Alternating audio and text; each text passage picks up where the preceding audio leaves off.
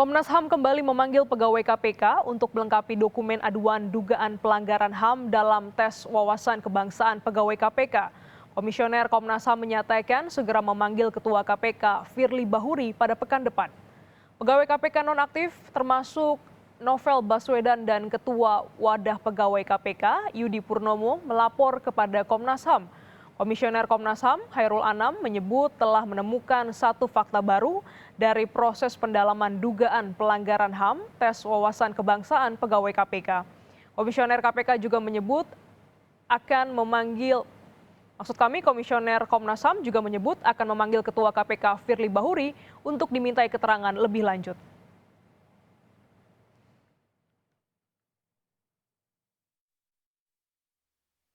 Kami sedang mendalami fakta, dari fakta lah nanti akan kelihatan apa kasusnya, bagaimana konstruksi peristiwanya, dan siapa yang tanggung jawab.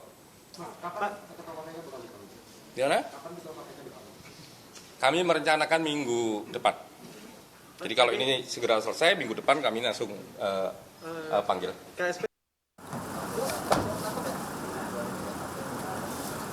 Komnas HAM, ya. Kepada Komnas HAM lah, kini para pegawai KPK yang dinyatakan tidak lolos tes wawasan kebangsaan saat alih status menjadi ASN menggantungkan harapan.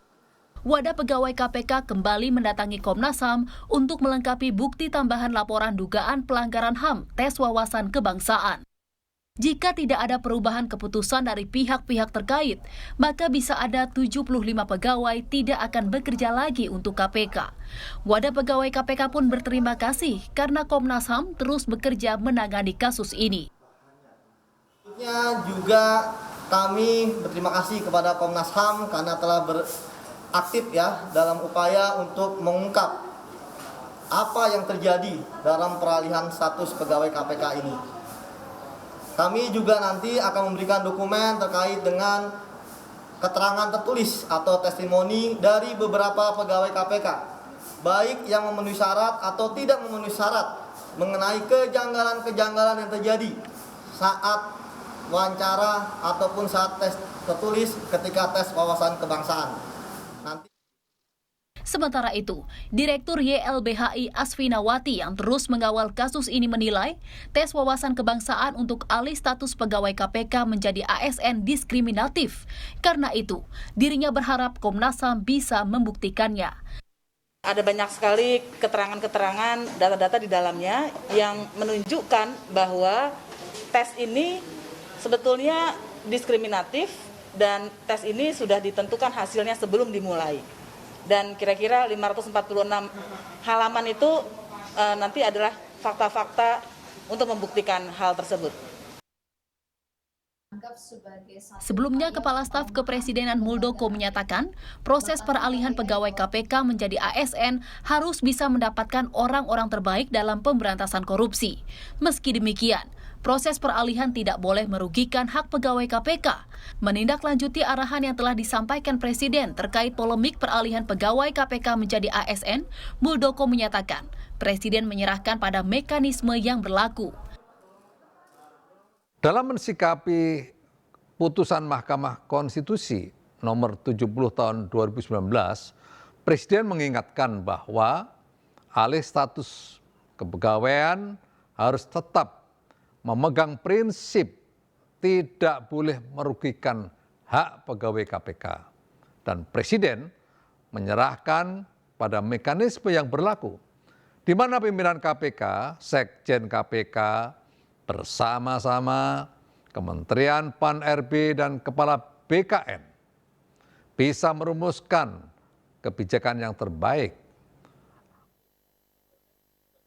Sementara itu, Komisi 3 DPR RI segera menggelar rapat dengan KPK terkait polemik alih status pegawai KPK.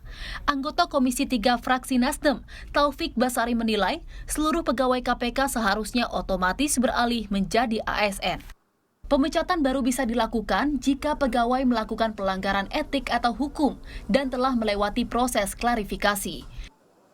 Dalam agenda rapat-rapat Komisi 3 nanti memang akan ada juga jadwal untuk rapat kerja dengan KPK. Ya tentu dalam kesempatan itu Komisi 3 akan mempertanyakan berbagai hal, juga termasuk juga mempertanyakan terkait dengan proses alih status ASN kepada pegawai KPK ini, yang di dalamnya juga ada tes wawasan kebangsaan. Oleh karena itu ketika seorang pegawai dalam hal pegawai KPK, dia beralih status menjadi ASN, maka sepanjang tidak ada kesalahan yang kemudian dibuktikan dalam suatu proses pembuktian, maka orang tersebut seminimal dia sama kondisi statusnya. Terkait 75 pegawai KPK yang tidak lolos tes wawasan kebangsaan, Badan Kepegawaian Negara atau BKN menyatakan 24 orang masih bisa dibina dan 51 orang dipastikan tersingkir dari KPK. Belum dirinci lebih lanjut apakah pegawai seperti Novel Baswedan dan Yudi Purnomo termasuk yang 24 atau 51 pegawai tersebut. Tim Liputan Kompas TV.